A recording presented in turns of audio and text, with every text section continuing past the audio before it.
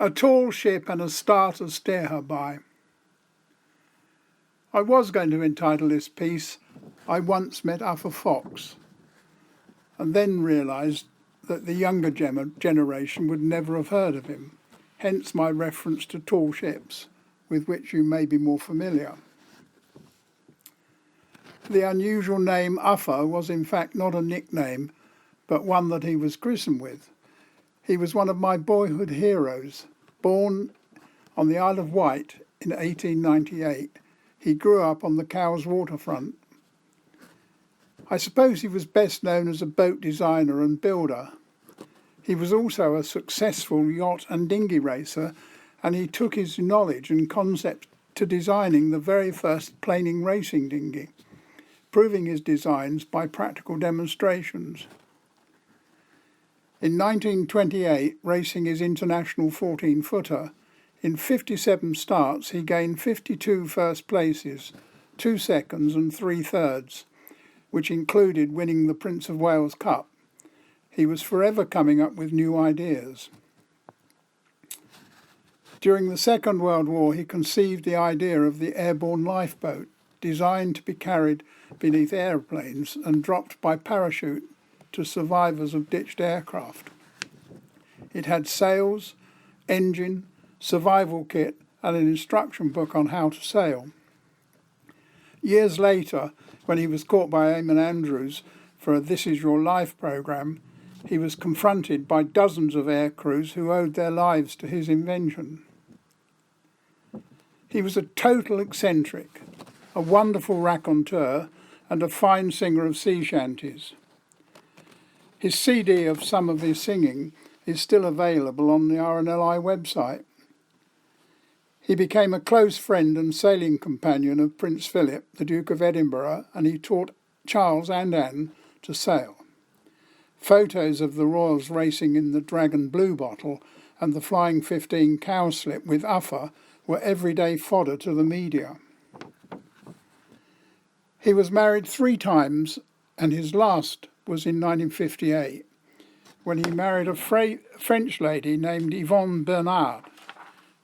Typically Uffa, he spoke no French and Yvonne no English. I just realised that could be the recipe for a successful marriage. If Yvonne had been the first, she may have been his only bride.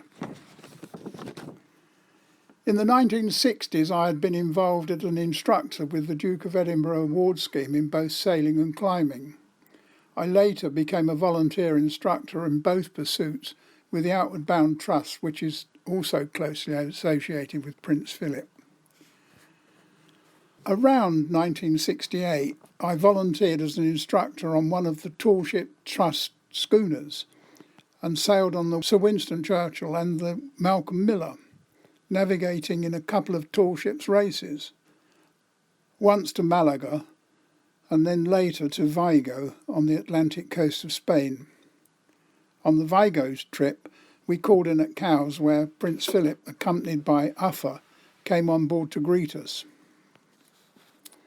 I'm not sure whether or not it was my fawning adulation of the great seafarer or whether any crew member would have been invited, but that evening I found myself at the Commodore's house overlooking Cowes Harbour, a house designed by Uffa from a 300-year-old warehouse, specifically for his old age. He had a lift to all 3 floors and a roof garden. It had brightly painted balconies and looked as though it would have been more at home in Portofino. I had sneakily taken one of Uffa's books that I was reading at the time and took it with me to his house. The book was called The Joys of Life, which he kindly inscribed for me. He was the author of more than 18 books, but I think that The Joys of Life really summed up the man, not merely as a yachtsman and designer, but a writer, philosopher, and a larger-than-life character, the likes of which will never be seen again.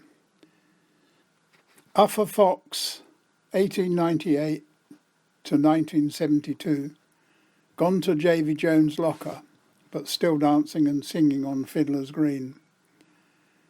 To my sorrow, my memories of that evening in the company of the great man have somewhat misted over in a haze of pink gin and sea shanties, but I can be very pleased that we both enjoyed the evening and each other's company as fellow seafarers. What a man. You have the con.